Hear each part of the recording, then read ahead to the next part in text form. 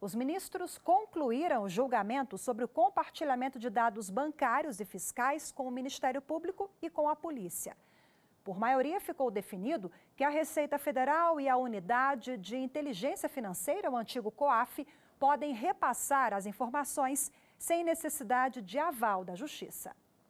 O plenário julgou um recurso do Ministério Público contra uma decisão do Tribunal Regional Federal da Terceira Região, que anulou a condenação de um casal.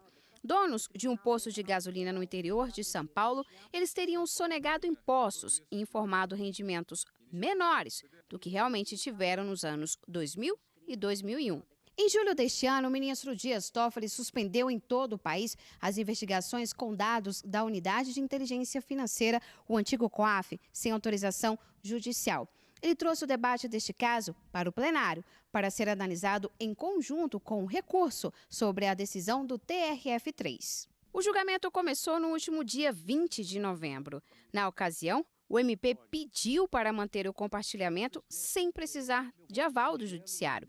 A partir daí, os ministros debateram a constitucionalidade desse repasse de informações e os limites para ele. Sobre a Receita Federal, definiram por maioria que o MP pode acessar os documentos, inclusive dados bancários e declarações de imposto de renda.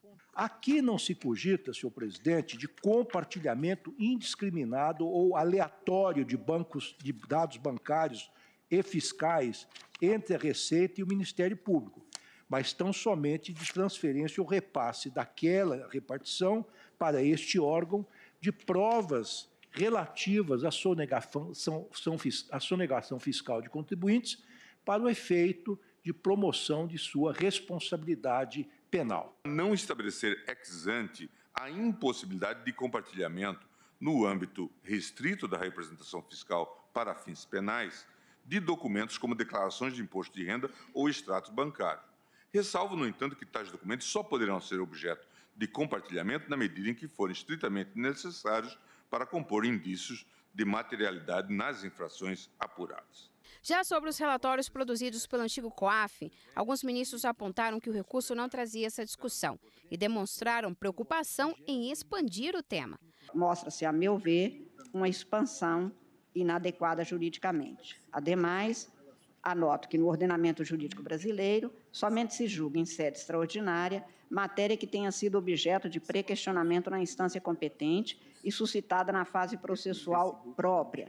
Não houve, no caso, cuidado judicial nas instâncias anteriores da questão relativa às balizas objetivas que os órgãos administrativo de fiscalização e controle, como o Fisco, o COAF e o Bacen, tivessem sido antes examinadas. Já sobre a condenação do casal paulista, ela será restabelecida por decisão da maioria dos ministros. Divergiram desse entendimento os ministros Marco Aurélio e Celso de Mello. Há de se combater a corrupção, sim, há de se combater a corrupção em todas as modalidades existentes, mas tendo presente quem em direito o meio justifica o fim, não o fim ao meio, sob pena de construirmos na praça dos três poderes um paredão. A inviolabilidade dos dados individuais, qualquer que seja a sua origem, a sua forma, a sua finalidade, passou a merecer proteção constitucional e não apenas legal, em virtude da referência expressa que a eles passou a fazer o inciso 12 do artigo 5º, modificando assim a posição anterior da nossa legislação. O ministro Dias Toffoli ajustou o voto para acompanhar a maioria. Nesse sentido, eu retifico, então, o meu voto para também votar no sentido de cassar o acórdão proferido para restabelecer a primeira instância. Faço ressalvas, mantenho as minhas ressalvas, mas adiro à conclusão da dota maioria. O plenário ainda decidiu pela derrubada da liminar de julho e o retorno de cerca de 900 investigações criminais que estavam suspensas.